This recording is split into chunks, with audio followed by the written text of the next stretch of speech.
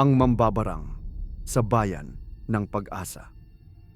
Sa isang maliit na baryo sa tabi ng bundok, may isang matandang mang-uugali na kilala bilang Mambabarang.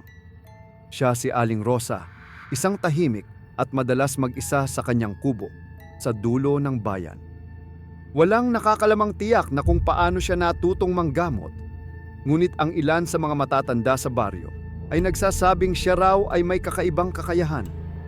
Kakayahang magdala ng malas at sakta ng sinumang magtangkang magtangka laban sa kanya.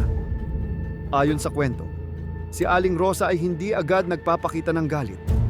Ang kanyang mga barang o sumpa ay palihim at ang epekto nito ay unti-unti hanggang sa ang biktima ay tuluyan ng mawalan ng lakas at kaginhawaan.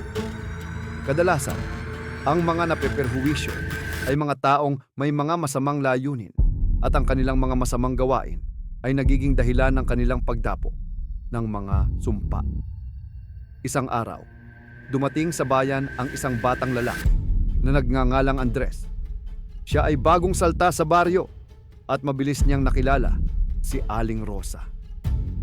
Habang ang iba ay tinatakot ang pangalan ng matanda, si Andres ay wala pang kaalaman ukol sa mga kwento ng bayan. Agad siyang nakipagkaibigan kay Aling Rosa at sa mga unang linggo, ipinakita nito ang malasakit sa batang lalaki. Laging inaabangan ni Aling Rosa si Andres. Nag-iimbita upang maghapunan at magpayo sa buhay.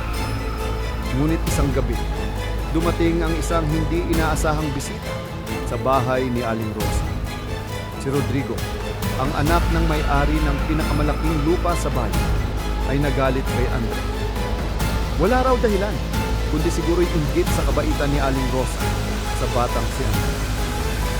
Pinagpistahan ng mga kabataang lalaki si Andres at nagdesisyon si Rodrigo na gawing biro ang pagkalat ng masasamang kwento laban kay Aling Rosa. Isang hindi nararapat na hakbang. Isang linggo matapos ang mga kaganapan, nagbago ang ugali ni Rodrigo. Nagsimula siyang mawalan ng ganang kumain, laging tinatablan ng lagnat at tila hindi makakilos ng maayos. Walang nakakaalam kung anong nangyayari hanggang isang gabi, si Aling Rosa ang lumapit kay Rodrigo. "Aminin mo na, Rodrigo," sabi ni Aling Rosa. "Ang masamang balak mo kay Andres ang nagdala sa iyo ng sakit na ito." Si Rodrigo, habang binabaybay ang pinagdadaanan, ay napilitan ding humingi ng tawad.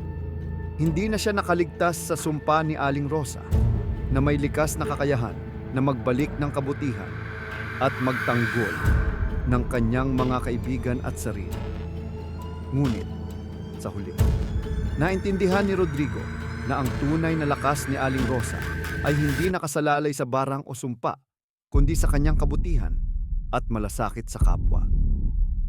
Matapos ang insidente, bumuti ang kalusugan ni Rodrigo at hindi na muling ipinagpatuloy ang mga masamang gawi laban kay Andres at kay Aling Rosa. Mula noon, naging simbolo siya ng pag-unawa at paggalang sa mga tao sa kanyang paligid. Ang mga batang naisip na ang mambabarang ay isang nilalang ng kasamaan ay natutong tanggapin ang kahulugan ng tunay na lakas at kabutihan na dala ni Aling Rosa. At sa kabila ng kanyang yaman ng karunungan, si Aling Rosa ay nanatiling simple at tahimik, patuloy na tumutulong at nagiging guro sa mga bagong henerasyon sa bayan. Hindi man siya sumikat bilang isang banal o anghel, ngunit ang kanyang mga aral ay nag-iwan ng malalim na bakas sa mga puso ng lahat ng nakapaligid sa kanya.